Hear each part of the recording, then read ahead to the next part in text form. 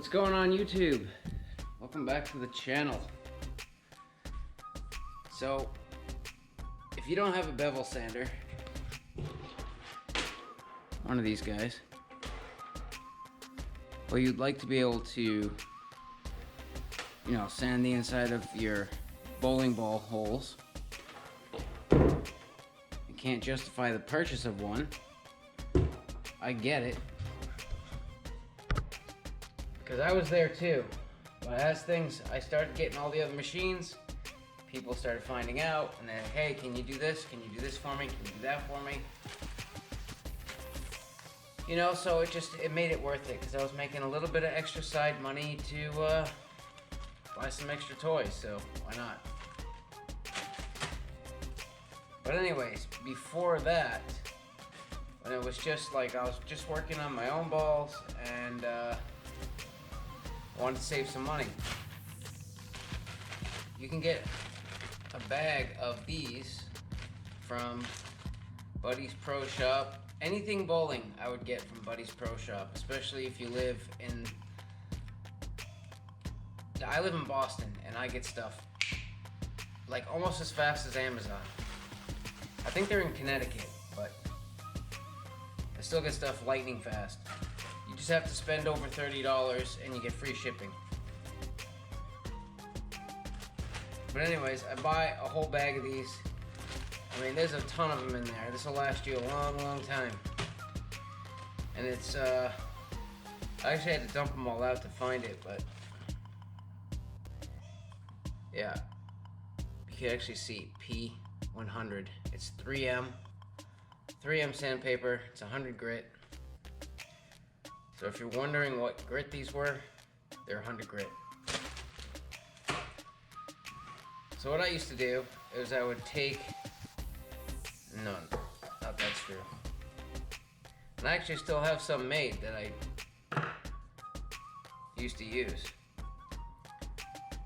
But these screws, they're either called, I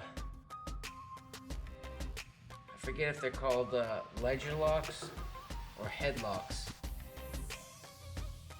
But it doesn't really matter. You just need a long 6-inch screw that has a decent shank on it. You don't want it too skinny, because then it will kind of want to wobble in the drill. You want it, about this size is perfect. And on the end, it has a nice big circle. It's a flat pancake head on it. So what I did is I would put a piece of Scotch tape. I would put a couple pieces of Scotch tape down on the table, so that when I came out in the morning, you'd have to rip it off the table. But I would take some of the grip glue for gluing in your grips, or super glue, and I would put a little bit on there. And I would take one of these headlocks, or whatever they're called, and I would try to get as close to the center as I could, stick it on, and then you gotta balance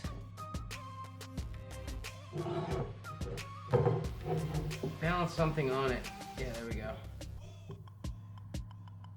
And then sometimes I'd rig stuff up, so it couldn't fall while I wasn't there. I'd put something else here. But basically, I would make like 2 or 3 of these in the same run. And then I would just keep a couple of them to the side so they couldn't get damaged. And then all I would do after you set the wood on, I just come in here and make sure that I have good coverage with the glue all the way around the screw. And it looks good. Let it sit there all night. Then in the morning, take off your piece of wood, and there you go. You have a bevel sander. All you need is a drill. Just chuck it into your drill, and you're good to go. You can work on your thumb hole, your finger holes, make them a little bit bigger. You know, just give that little micro adjustment you wanted to make, and you don't have to pay the pro shop all kinds of money to do it. But yeah, these work awesome. These work just as good as that bevel sander does. Just as good. The only thing is, it's a pain in the ass when, you know, your paper starts falling apart and you're rifling through your bin and you don't have any ready to go and you need one. So that's what got old to me, but I don't know, just make a couple, make sure you have a few, and this is like a tenth of the price of the bevel sander, so yeah, it's like $100. This is like 10, 15, maybe with the glue 20. And you can use the glue for gluing in your grips, so I don't know. It worked good for me for a while. I just wanted to put it out there. Just a tip, and only the tip. So hopefully you found that helpful. Make sure you subscribe, give the video a thumbs up, and I'll see you guys next time.